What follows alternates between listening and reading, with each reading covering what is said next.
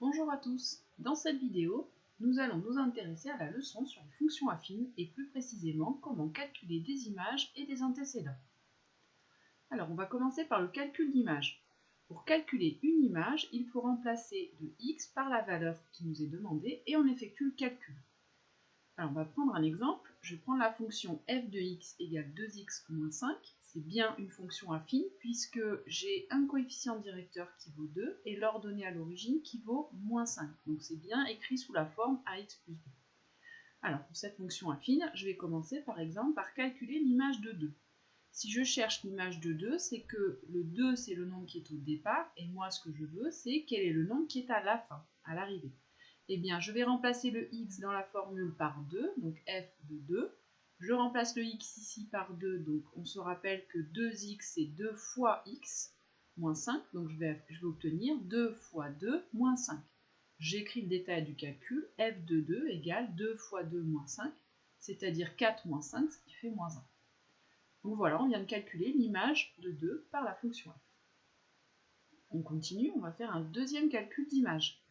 On va calculer f de moins 3. Vous voyez que la question n'est pas formulée de la même façon, mais on me demande la même chose. Calculer f de moins 3, c'est calculer l'image de moins 3. C'est-à-dire que le moins 3, c'est le nombre qui est au départ. Vous voyez, il est entre les parenthèses à côté du f, ici. Donc c'est le nombre de départ. Et moi, ce que je veux, c'est trouver le nombre d'arrivée. Donc je remplace le x dans la formule. J'obtiens 2 fois moins 3, moins 5. Donc ici, 2 fois moins 3, moins 5. 2 fois moins 3, c'est l'opération prioritaire puisqu'on commence par la multiplication, ça fait moins 6. Et moins 6, moins 5, ça donne moins 11. Voilà, on vient de calculer l'image de moins 3 par la fonction f. Et enfin, dernier calcul, calculer le nombre qui a pour antécédent 6. C'est-à-dire 6, c'est l'antécédent, c'est-à-dire le nombre qui a au départ. Et je cherche le nombre qui a à la fin. Donc, autrement dit, la question qui est là, c'est la même que si on avait demandé quelle est l'image de 6. Donc, on remplace le x par 6 dans la formule. On va donc faire 2 fois 6 moins 5 et on va calculer combien ça fait. f de 6 égale 2 fois 6 moins 5, ça donne 12 moins 5, c'est égal à 7.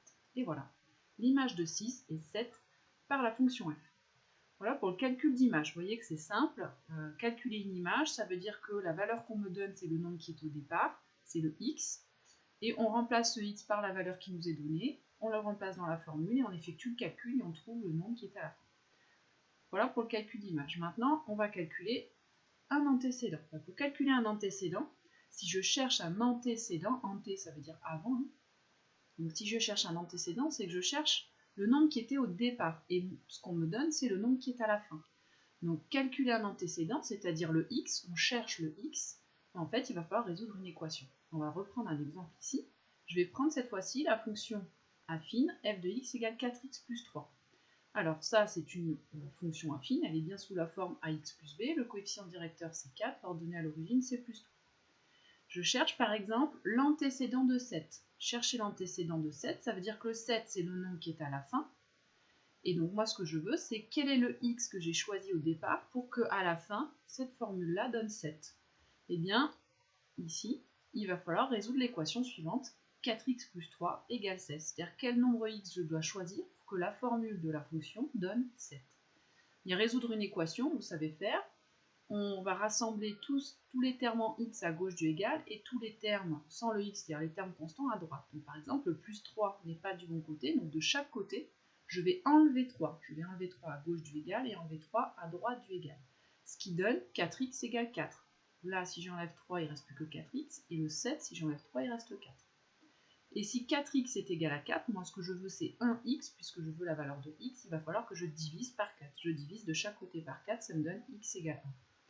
Bien voilà, l'antécédent de 7 par la fonction f, c'est 1. Ici, j'obtiens ce résultat-là. Alors là, vous reconnaissez en fait la résolution d'équation que vous avez déjà vue l'année dernière, ici, qu'on a revu cette année. Hein, on fait les flèches de chaque côté pour dire quelle opération on applique à chaque membre de l'égalité. Et donc, on obtient à la fin la valeur de l'antécédent. Alors, un deuxième exemple, si je cherche l'antécédent de 2, c'est-à-dire quel est le nombre qui a pour image 2. Donc, le 2, c'est le nombre qui est à l'arrivée, et moi, je cherche le nombre qui est au départ. C'est la même chose. Je cherche x tel que la formule de la fonction arrive à la valeur 2, c'est-à-dire, on va résoudre l'équation, quand est-ce que 4x plus 3 est égal à 2. Je vais faire exactement pareil. J'enlève 3 de chaque côté. Si j'enlève 3 à gauche du égal, il ne reste plus que 4x. Si j'enlève 3 ici au 2, il va me rester moins 1. Ensuite, je divise par 4, et donc je trouve moins 0,25 ou moins 1 quart, vous pouvez le laisser écrit en fraction aussi. Et donc finalement, l'antécédent de 7, c'est moins 0,25. Voilà, là, vous voyez qu'on a résolu une équation pour réussir à trouver un antécédent. Voilà ce qu'il faut retenir. Calculer une image, je remplace le x par la valeur. Par contre, pour calculer un antécédent, je résous une équation avec x, puisque c'est le x que je cherche dans ce cas. Voilà, cette vidéo est terminée.